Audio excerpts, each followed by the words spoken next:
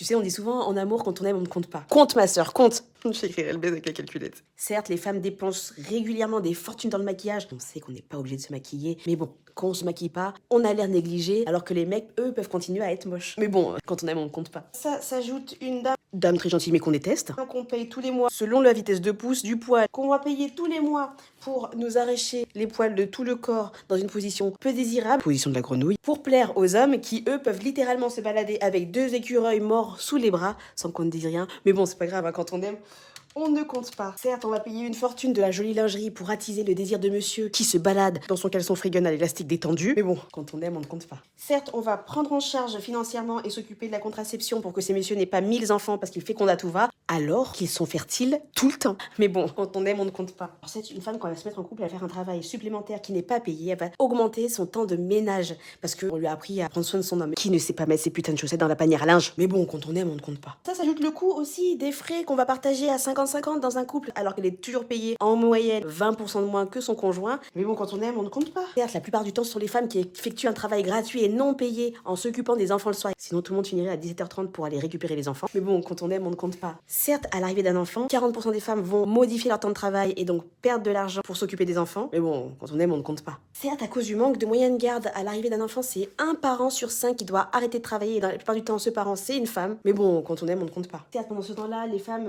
cumulent pas les droits à la retraite ou au chômage. Mais bon, quand on aime, on ne compte pas. Certes, les hommes de la famille peuvent avoir une grosse carrière, un gros salaire, grâce au travail invisible de 28 heures par semaine en moyenne des femmes. C'est littéralement un deuxième job que je n'ai jamais postulé. Et pour lesquels elles ne reçoivent aucune compensation. Mais bon, quand on aime, on ne compte pas. De toute façon, les femmes sont protégées financièrement tant qu'elles restent dans le couple. Bon, après, 2 mariages sur 3 finissent en divorce. Mais bon, quand on aime, on ne compte pas. Certes, dans les couples, les femmes vont plus faire des achats du quotidien, des yaourts, du PQ, pendant que les hommes vont plutôt faire des gros achats, la voiture, la télé. Et c'est vrai qu'au moment de la séparation, les hommes récupèrent ce qu'ils ont acheté, la voiture, la télé, et préservent leur patrimoine, pendant que les femmes récupèrent ce qu'elles ont acheté, des pots de yaourt vides et des rouleaux de papier toilette. Après, moi, je m'en fous, j'ai déjà un château.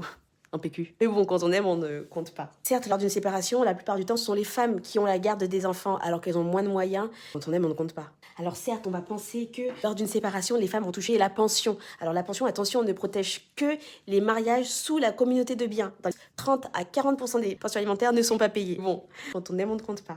Et même si on est très bien dans le couple et qu'il n'y a pas de séparation, il peut y avoir aussi un accident et le décès du partenaire. Un accident, une cuvette part rabaissée, paf, ça part. Et bien dans ce cas-là, les femmes ne sont pas protégées et peuvent très rapidement tomber dans la précarité. En fait, je me suis rendu compte que les femmes travaillaient énormément pour le couple, pour la famille, et cela permettait à l'économie de fonctionner et aux hommes d'être productifs. Et nous, pendant ce temps-là, on travaille sans être payés, même pas une petite cotise. Donc en attendant, quand on aime, on compte. Si tu veux aller plus loin dans la réflexion, je t'invite à lire Le prix à payer de Lucille Quillet.